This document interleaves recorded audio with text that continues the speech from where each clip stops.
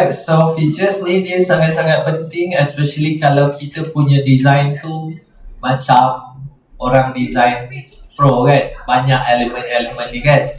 So the first one is actually grouping. Macam mana nak groupkan dia?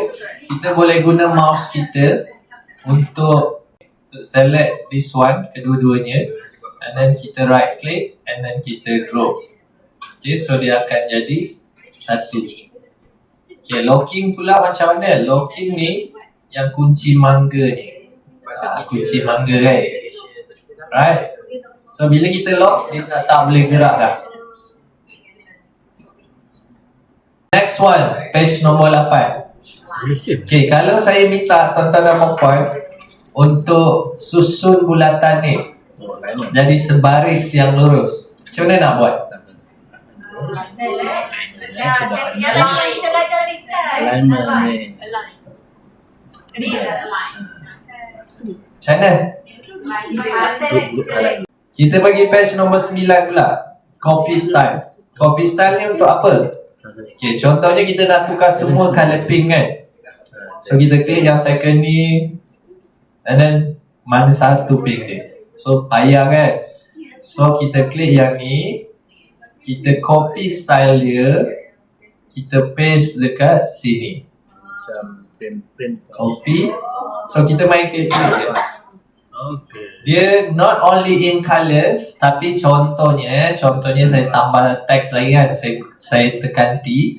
So your paragraph text ni kali hitam kan.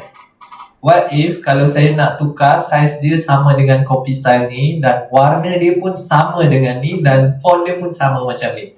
So klik pada copy style. Okay, klik pada copy style ni, klik pada yang brush tu. Okay, lepas tu bawa dia ke sini, dia akan bertukar. So maksud dia tuan-tuan dan puan dah tak perlu contoh macam ni kan, and then nak cari apa font ni kan. So kena scroll. Klik dulu, copy dahulu dekat copy style. Bila kita klik, dia akan bertukar jadi gelap kan. So baru kita bawa dia. Ini copy style juga. Okay, tapi ni copy style yang level dewa punya. Alright. So contoh macam ni kan, kita nak tukar ni jadi macam ni. Boleh ke tak boleh? Boleh. Macam mana tu? Tak tahu. Kalau kita klik yang ni, AI betul.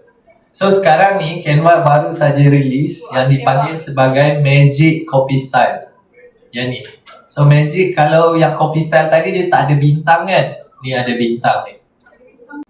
So AI tu dia akan copy. So maksud dia kalau kita nak buat colouring book untuk kita punya anak lepas ni, kita ambil dekat Google, kita copy style terus siap colouring book.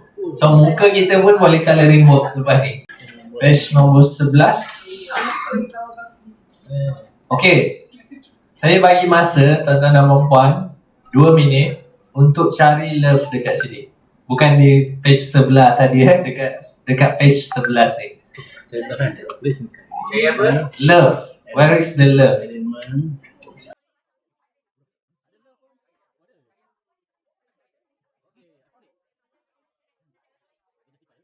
Dapat ke tak dapat tu belakang kira. Cumanya dia ada 2 option dekat sini. Dapat dengan cara macam ni ke? Ya betul. Profesional punya. Ataupun cara yang profesional je. Macam mana? Alright. So okay, just imagine kan, kalau kita design slide kita dan kita banyak buat masking banyak elemen dekat bawah tu kan. Right? So takkanlah just because kita nak munculkan love tu dekat depan, kita rosakkan semua design. Contoh, analogi dia, kalau kita buat rumah, satu je kita nak ubah. Takkan kita nak runtuhkan semua rumah? Tak kan? So dalam design, dia ada satu fungsi yang dipanggil sebagai position and layer. Kita nak munculkan love saja ni. So klik pada position, pergi dekat layer, scroll dekat bawah, kita drag sahaja.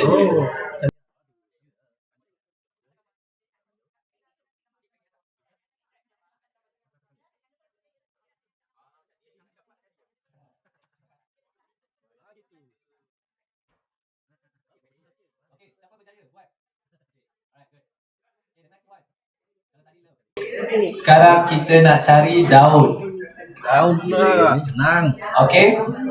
Kalau nak cari love tadi 2 minit, yang ni saya bagi 1 minit je. Alright. Daun dia ada dekat mana? Dekat tengah-tengah ni So kita tukar jadi kuning. And then kita belajar tools dekat sini, kita discover tools dekat sini yang dipanggil sebagai transparency. Right? So kalau kita tulis 60, kita akan jumpa daun.